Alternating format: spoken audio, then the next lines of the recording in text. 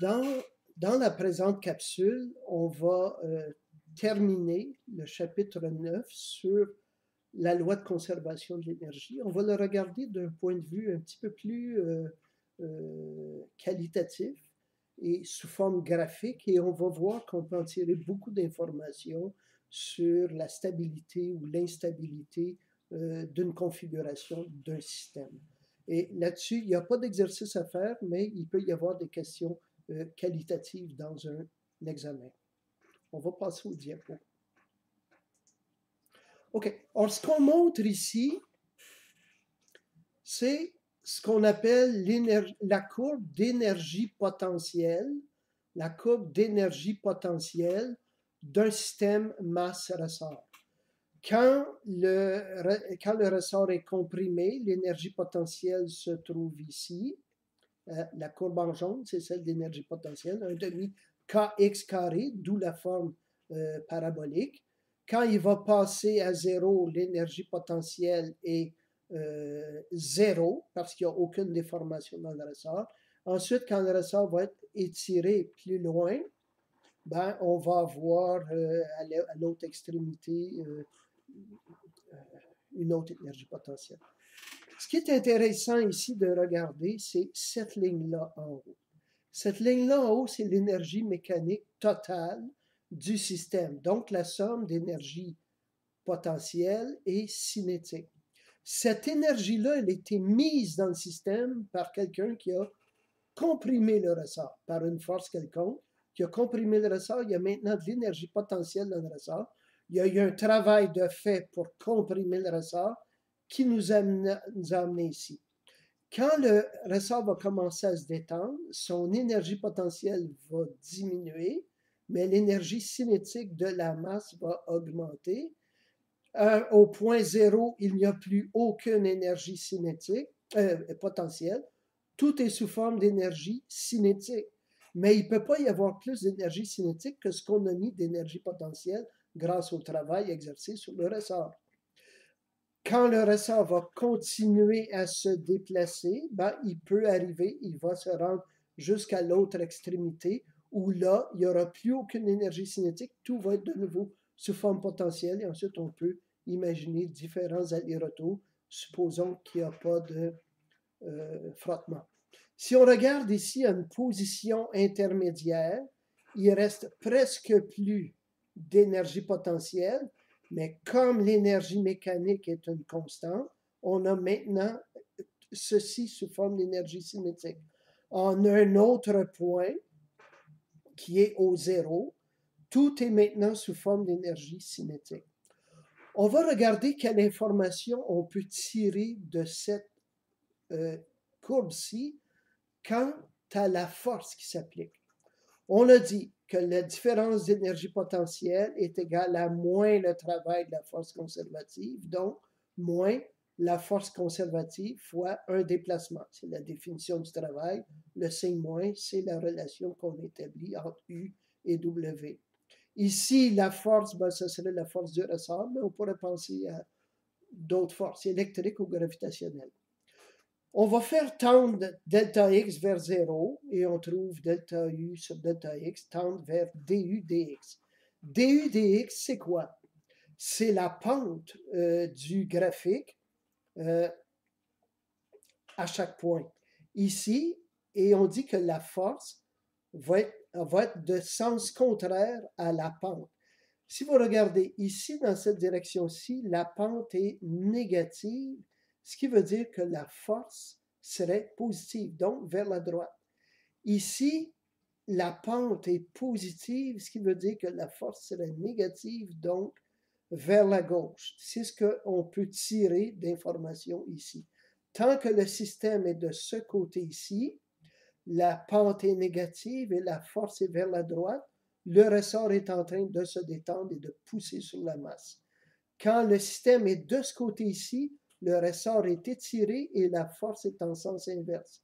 La pente est positive, la force est en sens inverse. Une autre information qu'on peut tirer de ces graphiques, c'est que ce qu'on appelle les bornes du diagramme d'énergie, c'est les points où l'énergie potentielle rencontre la ligne d'énergie mécanique. Ce qui veut dire que si on a mis dans le système suffisamment d'énergie pour être ici, on ne peut pas dépasser ce point-là en déformation parce que là, il faudrait inventer de l'énergie. Donc, les bornes du diagramme nous disent les bornes à l'intérieur, les déplacements possibles du système masse-ressort. Le système masse-ressort ne peut pas se déformer lui-même plus que ce qu'on a réussi à faire par le travail qu'on a introduit dans le système. Une autre information intéressante a trait à la stabilité ou à l'instabilité d'une configuration. Alors, imaginez ici, représentez-vous-le comme si c'était un potentiel gravitationnel, donc une bille dans le fond d'un bol. Or, si je déplace la bille de ce côté ici, la pente est positive, donc la force va être négative. Autrement dit, si je déplace la bille de ce côté-ci, la force va être pour la ramener dans cette direction-là. Si je déplace la bille de ce côté-ci, la pente est négative, donc la force est positive.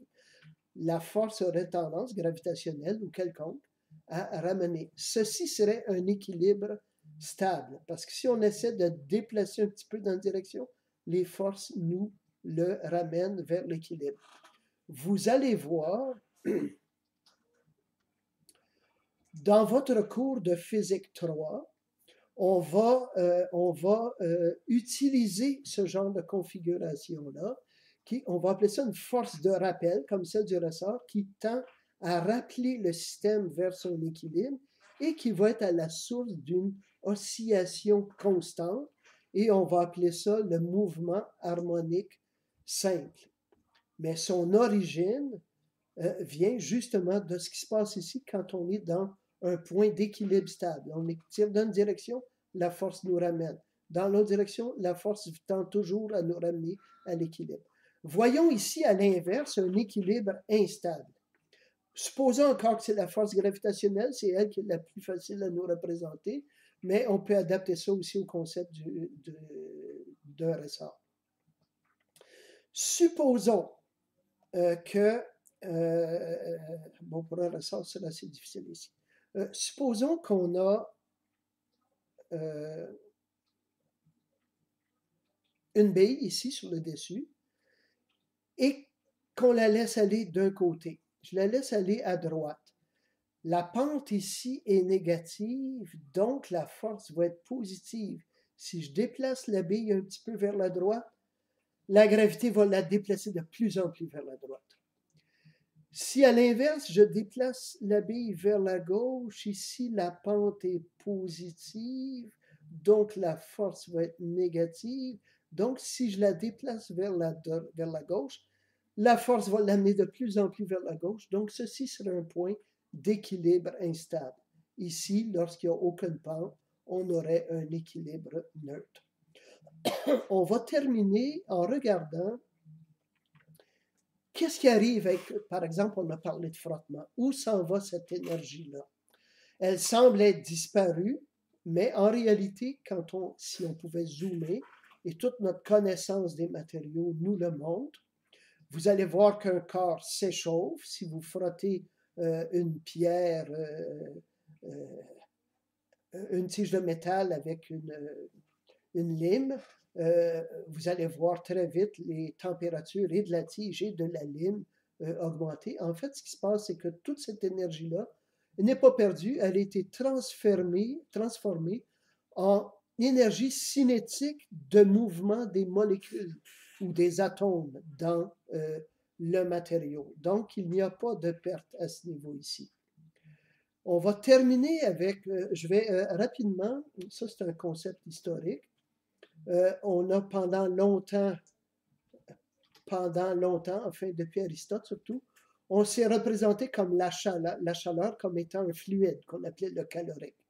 Et il y a un personnage assez spécial dans les années en 1790 qui s'occupait de faire la préparation à l'usage des canons et s'est rendu compte, en faisant une expérience, il a fait une expérience vraiment scientifique, Si la théorie du calorique avait été vraie, on aurait chauffé le canon avec des morceaux de métal, un alésage qu'on appelle. On l'aurait chauffé et il aurait produit de la chaleur pendant un certain temps. Autrement dit, il serait libéré de son calorique. En faisant cette expérience-là dans un bac rempli d'eau, on aurait pu voir la température de l'eau augmenter, mais à un certain moment, le canon aurait livré tout son calorique et ça aurait terminé. Ce que M. Thomson, ce dont M. Thomson s'est rendu compte, c'est qu'en réalité, il continuait de tourner et la température de l'eau continuait de monter jusqu'à bouillir. Autrement dit, ça semblait être sans limite. Si ça avait été un fluide à l'intérieur du tube, comme le calorique laissait penser, il y aurait eu une fin à ça, mais il semblait n'avoir aucune fin à ça. La température du canon augmentait, l'eau bouillait. Or, on est arrivé à conclure que le calorique, la température n'est pas un fluide. La température est une énergie, la température est une propriété d'un corps qui nous dit quelque chose à propos de l'énergie cinétique d'un mouvement désordonné qui est dans les atomes du matériau. Et je vais terminer avec quelque chose dont vous entendrez peut-être parler dans d'autres cours, qui est la thermodynamique, donc la dynamique de la chaleur. Le théorème d'énergie complété, on rajouterait ceci, la chaleur. Le travail de toute force extérieure, un piston, n'importe quoi, un moteur, plus la chaleur. La chaleur, c'est ce transfert d'énergie vers les molécules d'un système, par exemple. Le premier principe de la thermodynamique, c'est la loi de conservation d'énergie augmentée en ajoutant la contribution de la chaleur. Le deuxième principe de la thermodynamique, c'est que ce qu'on appelle l'entropie d'un système va toujours en croissant. Vous en entendrez parler, on dit parfois de l'entropie qu'elle nous révèle l'état de désordre d'un système. Et j'aime à résumer, on donne souvent cet exemple-là. Pourquoi l'œuf brisé ne se reconstituera pas? Ce qu'on veut dire par là, c'est que vous regardez, s'il y avait un œuf de déposé sur une table et que l'œuf tombe, vous le voyez tomber, vous l'enregistrez avec une vidéo et vous le voyez se disperser au sol. Vous regardez le film dans cette direction-là, vous n'avez aucune difficulté avec ça. Si on vous montrait le film en sens inverse, l'œuf, tout se reconstituer et remonter sur la table, vous sauriez que c'est impossible. La thermodynamique nous dit que le désordre d'un système ne peut aller qu'en croissant. On ne peut pas revenir en arrière et recréer de l'ordre. Bon, c'est beaucoup plus subtil que ça, mais comme première introduction au concept, c'est valable. Il y a des questions très, très profondes autour de ça. C'est l'entropie, le deuxième principe, semblerait donner une direction absolue au temps. Le temps croîtrait dans la direction où l'entropie augmente. Il y aurait donc une direction au temps qui est ce qu'on appelle la flèche du temps. Alors, sur ces dernières considérations, on va quitter le chapitre 9. Dans la prochaine capsule, on va aller voir une autre loi de conservation qui est celle de la conservation de la quantité de mouvement.